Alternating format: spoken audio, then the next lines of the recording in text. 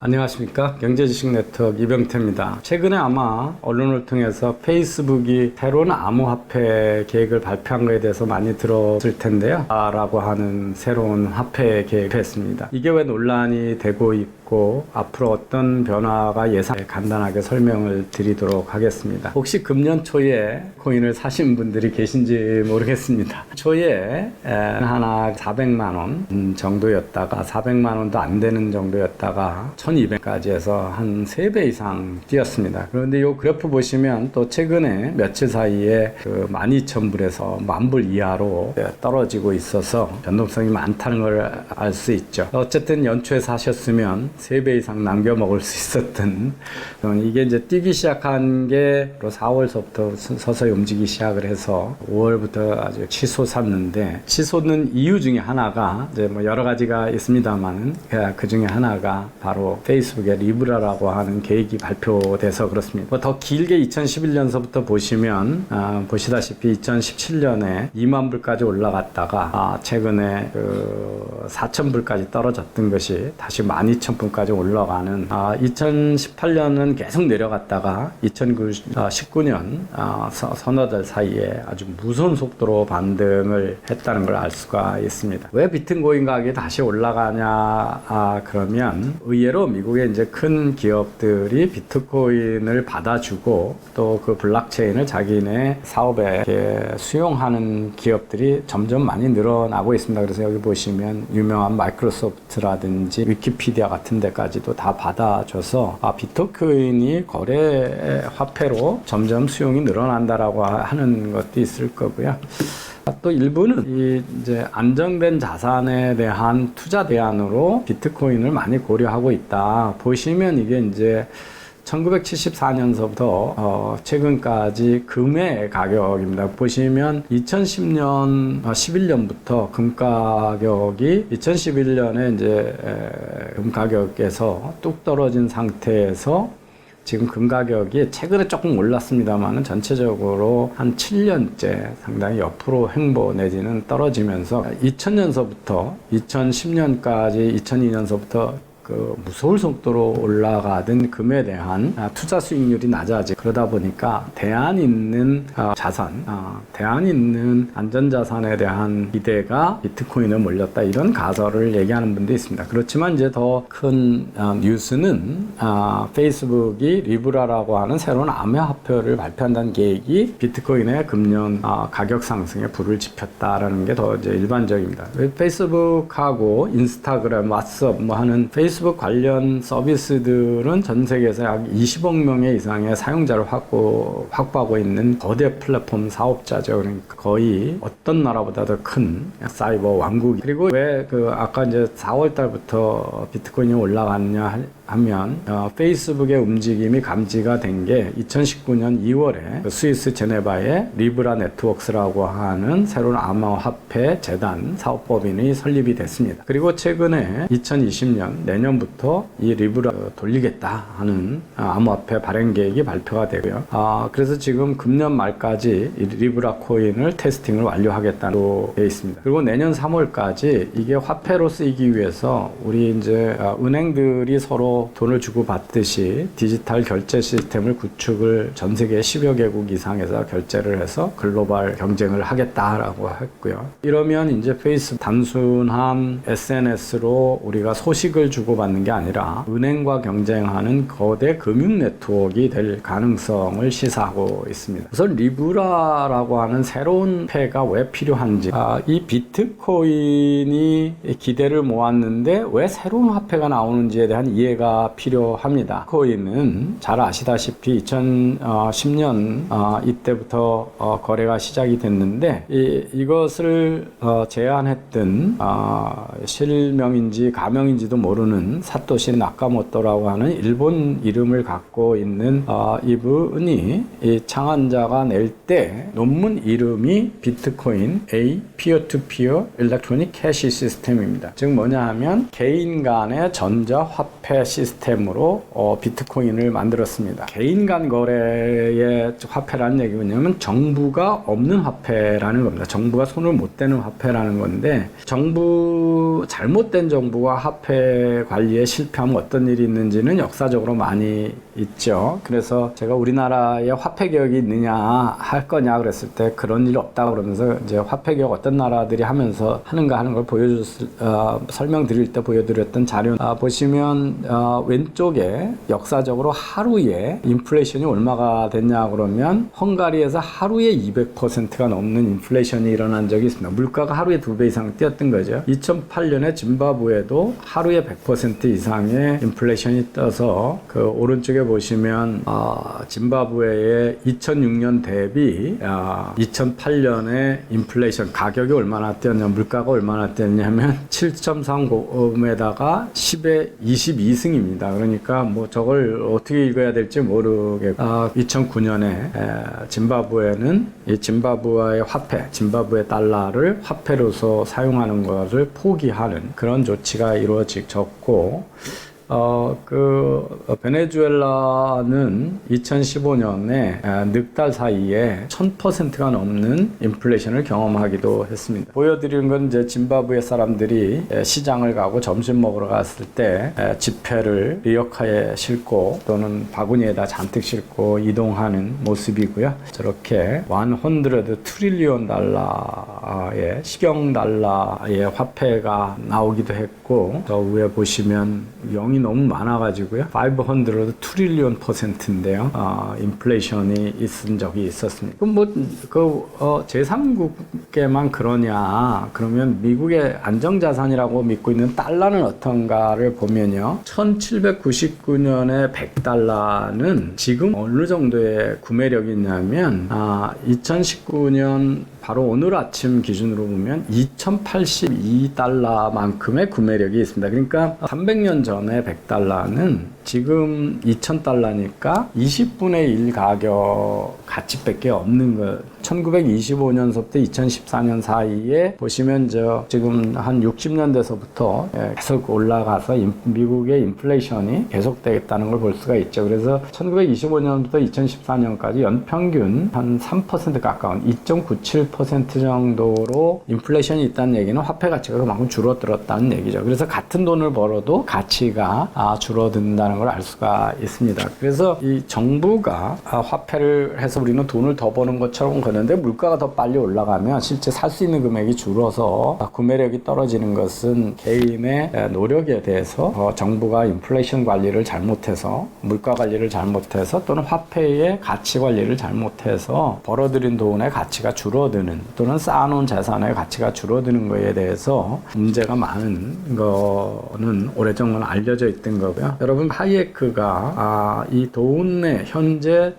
연방정부 또는 그 중앙은행의 돈에 대한 독점 관리의 문제점에 대해서 두 개의 논문을 1975년부터 썼습니다. 하나는 이 화폐의 자유로운 선택에 관한 논문이고 돈을 어떻게 국가로부터 빼앗느냐, 국가 통제하는 것을 뺏어야 되는가 이런 거를 얘기를 했고요. 이 독점이 가져오는 문제 그리고 정치가 권력이 인기 영합을 하고 연방정부가 통화정책에 실패하면서 근원적으로 정부가 독점적으로 가지고 있는 거하고 중앙은행 또는 연방은행들의 실수에 의해서 또는 구조적인 문제에 의해서 화폐 독점에서 오는 문제는 하이에크가 이미 오래전에 지적을 했고요. 대안으로 뭐냐면 정부에 상관없는 사적인 머니들을 민간이 발행하는 머니들 돈이 나와서 정부가 하는 돈하고 경쟁을 시켜야 된다. 그리고 그 경쟁되는 돈 중에 어떤 화폐를 쓸 건가를 국민들이 자유롭게 선택하게 해주면 이 독점력에 의한 화폐의 문제들이 해결될 수 있지 않을까 하는 자유주의 사상에 의한 그 생각을 하이에크가 분권화된 화폐의 꿈을 이야기한 거는 이미 1975. 이 하이에크가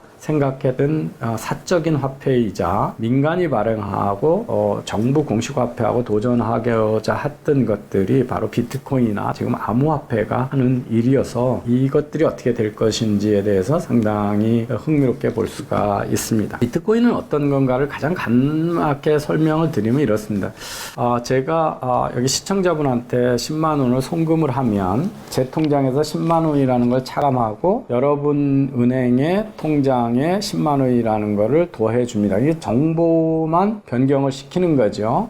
돈은 온라인을 통해서 바로 갈 수가 없습니다. 10만 원은. 그래서 은행이 문을 닫고 제 은행하고 여러분 은행 사이에 금융결제원이라는 데서 정산을 해서 저녁에 결산을 하게 됩니다. 사실은 우리가 실시간으로 온라인 송금을 하면 바로 돈을 쓰는 거는 돈이 직접 가서가 아니라 은행이 띄어먹지 않고 저녁이면 꼭 보내준다는 걸 믿고 몇 시간을 미리 쓰게 해주는 그런 사회적 약속입니다. 이 서비스를 하기 때문에 저 온라인 송금에 대해서 은행이나 금융결제원은 수수료를 띄게 되는 거죠. 물론 은행이 여러분한테 온라인 송금 같은 것들은 비용이 많이 안 들기 때문에 주거래 은행 같으면 수수료를 안 받고 해주기도 합니다. 그러지 말고 그러면 저 정보를 보내는 거를 우리가 음악을 듣는 mp3 파일이 가듯이 디지털 화폐를 만들면 가는 게 바로 돈이면 굳이 금융결제는 은행이 나중에 정산할 필요가 없지 않냐. 그러면 보내는 쪽에서 돈을 바로 보내면 받는 쪽에서 바로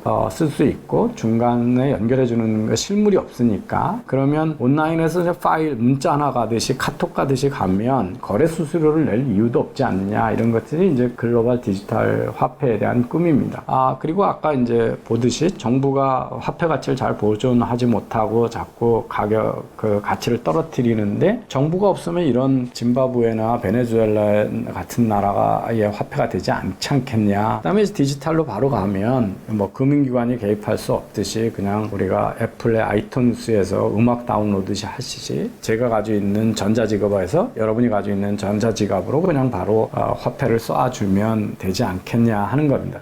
그래서 금융기관도 필요 없고 정부도 필요 없고 거래 수수료가 없는 좋은 화폐고 더더욱이나 글로벌로 받아지면 환율이 없으니까 우리가 은행 가면 약 오르는 게 화폐를 살 때하고 팔 때 달러를 할 때 환율이 달라서 그 차액을 금융기관이 먹는데 거기서 뜯기는 것도 없지 않겠냐 하는 겁니다. 디지털 암호화폐는 기존 화폐보다 더 좋은 게 있을 수 있다라고 하는 개념이 두 개가 있습니다. 하나는 뭐냐면 더 가치 교환이 쉽다. 그리고 화폐는 어떤 재화의 경제적 효용을 표현하는데 다른 가치도 우리가 표현할 수가 있다. 그 개념을 좀 하나 설명을 들면요. 이 암호화폐는 일종의 토큰입니다. 그런데 여러분 아마 나이가 좀 있는 세대들은 옛날에 버스 토큰 주고 타시거나 회수권 주고 타시던 시절을 기억하실 겁니다. 그럼 화폐가 있는데 왜 토큰을 만들었을까를 보면 시내버스 타고 출퇴근 시간에 바쁜데 10,000원짜리를 내고 오면 그 거스름 주느라고 시간이 너무 많이 걸리는 거죠. 사회적 비용이. 그래서 버스를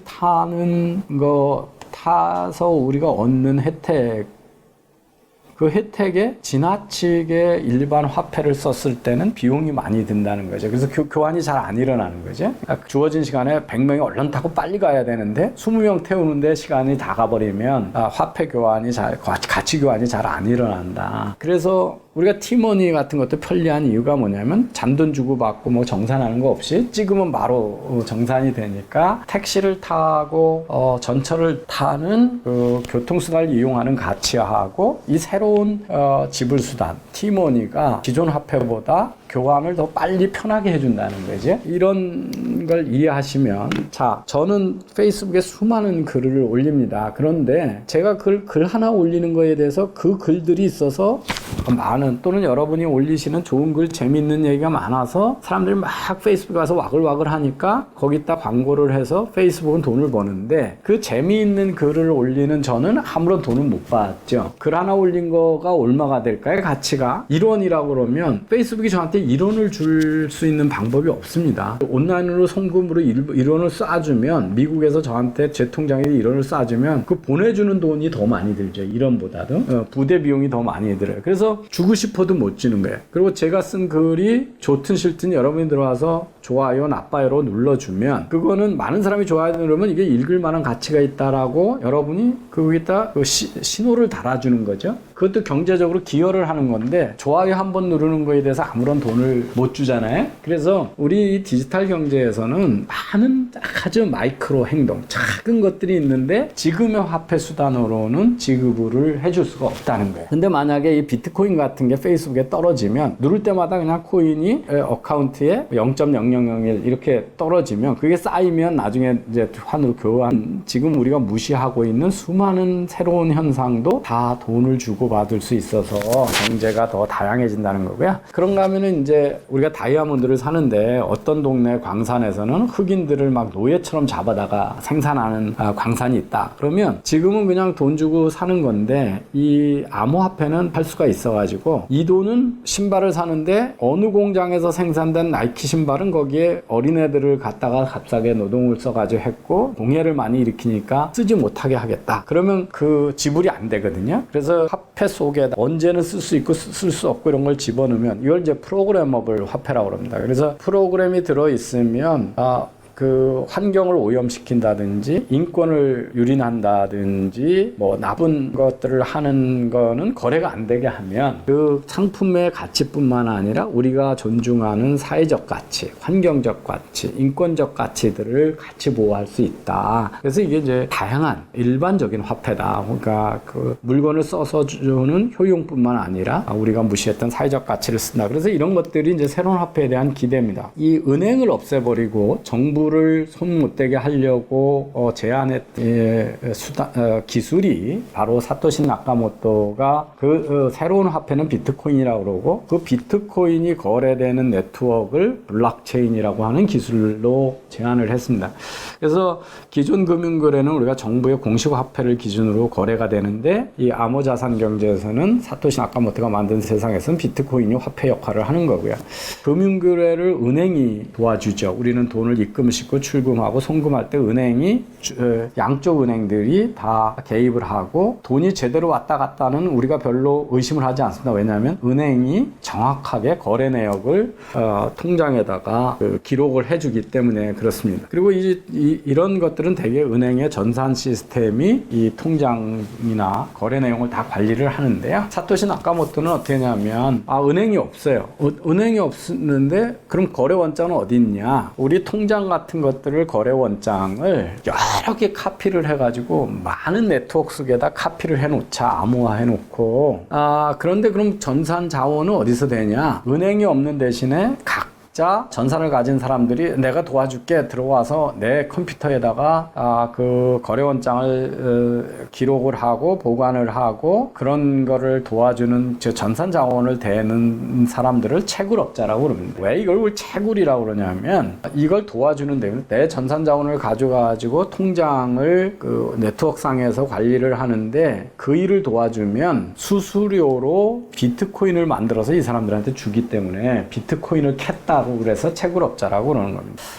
안전한 이유는 뭐냐 하면, 우리는 은행의 통장을 전산적으로 통장이 있는데 보통 은행은 그걸 2개 카피를 가지고 있습니다. 전산 시스템이 고장이 나면 다른 쪽에 백업이 하나 있는데, 이 온라인 상에는 이 통장을 여러 개로 쪼개가지고 한 40카피를 암호화를 해서 여러 군데다가 나눠 놓고 거래를 하려고 그러면 이 40개를 다 읽어봅니다. 채굴업자가 된 컴퓨터가 알고리즘이 가서 다 읽어보니까 알리스가 10,000원을 한테 보내려 하다 보니까 이 사람이 원래 10,000원을 가지고 있었다라는 게 그 통장에 다 똑같이 나타나면 이게 사기가 아니구나 이러고 보낼 수가 있게 해주는 겁니다. 그래서 이렇게 은행에는 우리 거래를 보호하는 게 제 신분을 확인하기 위해서 뭐 패스워드 치고 아이디 치고 뭐 OPT 카드를 쓰든 암호를 하든 지문을 하든지, 그래서 고객의 신분을 확인할 수 있는 수단을 통해서 허용을 하는데, 이 비트코인은